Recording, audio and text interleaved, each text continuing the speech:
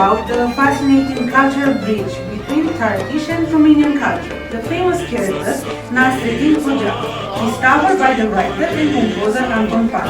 Nasreddin Hoxha is known for his subtle humor and wisdom masked by jokes.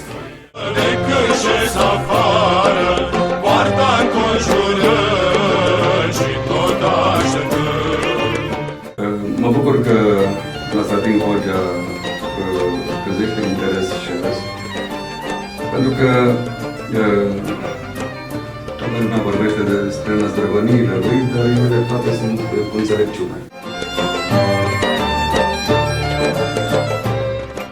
Astăzi ne amintim cu recunoștință de o personalitate marcantă a culturii românești, Anton Pan, cel care, cu talentul și pasiunea sa, l-a făcut cunoscut pe Nasreddin Hoxha în țara asta și în țara noastră.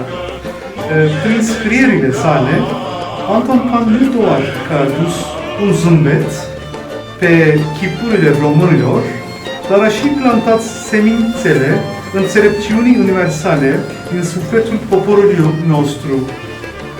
Datorită lui, volumele pline de talk și învățătură ale lui Nasreddin Hoxha continuă să circule și astăzi, să fie gustate, înțelese și transmise mai departe din generație în generație.